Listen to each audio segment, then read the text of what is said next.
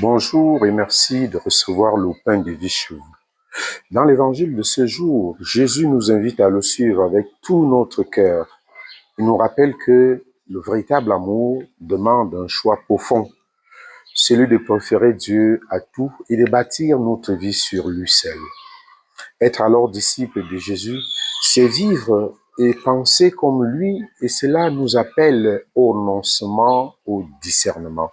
Je nous invite à nous asseoir pour discerner, pour interroger ce que nous voulons construire avec lui et comment nous voulons le construire, surtout dans nos vies et relations personnelles. En nous appelant à devenir ses disciples, Jésus énumère pour nous aujourd'hui 3 conditions pour devenir son disciple, son suiveur. D'abord, le préférer à tous ceux qui nous sont chers, père, mère, femme, enfants, frères et sœurs, et même notre propre vie. Jésus ne nous demande pas de rejeter ceux et celles que nous aimons, mais de l'aimer en premier. Préférer le Christ à tout change tout dans nos relations, dans nos amitiés, car l'amour du Christ devient la source de notre amour pour les autres.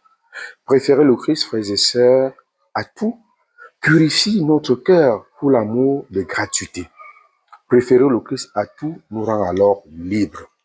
Ensuite, Jésus nous demande d'être prêt à porter notre croix, c'est-à-dire à accepter d'affronter avec foi les difficultés de la vie présente pour le suivre. Sans croix, frères et sœurs, il n'y a pas de salut.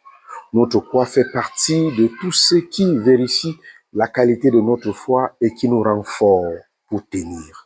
Enfin, il faut renoncer à tous les biens qui pourraient nous empêcher d'être libres pour suivre Jésus. Prenons le temps de nous asseoir dans l'Esprit Saint pour discerner ce que nous avons à faire pour devenir des disciples libres à la suite de Jésus. Seuls, nous ne pouvons pas suivre le Christ. Il nous faut accepter nos limites et nous ouvrir avec humilité à la grâce de Dieu. C'est en plaçant Dieu à la première place que notre amour pour les autres devient vrai, pur et libre. Quand Dieu est le fondement de nos liens, alors notre famille, nos amitiés, nos relations prennent leur vraie beauté.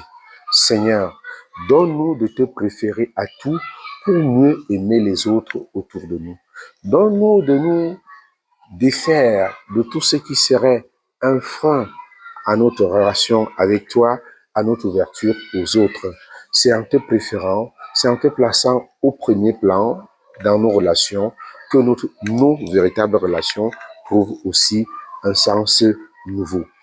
Que cette journée nous aide à rencontrer d'abord Dieu et que la rencontre avec Dieu nous ouvre à une rencontre sereine, franche, belle, joyeuse et fraternelle avec ceux qui nous entourent. À tous et à chacun, nous souhaitons une très belle journée.